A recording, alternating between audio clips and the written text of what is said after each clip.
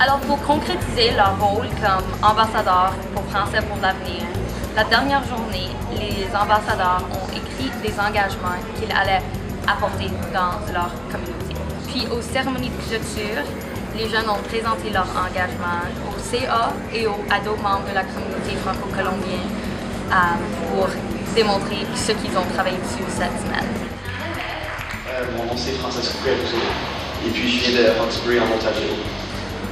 En ce moment, FESFO accepte seulement les élèves des écoles francophones pour leurs activités et non les élèves dans l'immersion française ou le Core French Program. Et puis nous autres, on veut changer ça à cause que la langue francophone, la culture francophone, ce n'est pas une école dans laquelle un programme tu t'inscris, c'est tu es, et puis on veut simplement que tous les élèves qui s'identifient comme francophones ou personnes qui parlent le français puissent vivre ces activités-là. Et puis mon deuxième engagement, c'est de partir une pétition avec l'aide de tous mes frères et consoeurs ambassadeurs pour promouvoir le statut de bilinguisme officiel en Ontario, à cause que l'Ontario, c'est la deuxième province avec le plus de personnes qui parlent le français au Canada. Donc, je crois que le statut de bilinguisme officiel serait très bien mérité. Bonjour, je m'appelle Nicolette Horvath, je viens de Edmonton, en Alberta.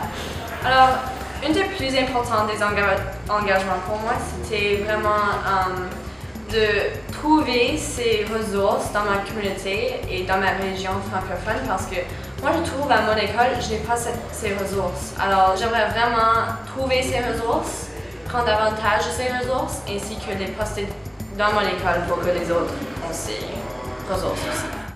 Je m'appelle Mathis Savard, je viens de Montréal, Québec. J'en ai venu à l'idée en fait d'en apprendre davantage aux Québécois sur la communauté franco-canadienne hors Québec en fait, parce que c'est pas tout le monde au Québec qui sait qu'il y a la langue française à l'extérieur de la province. Donc l'idée qui nous est venue, c'est de mettre sur pied un programme de correspondance entre les élèves du primaire et chercher par exemple un élève dans une communauté québécoise, francophone évidemment, et le mettre en contact avec un autre élève de son âge dans une communauté francophone à l'extérieur du Québec.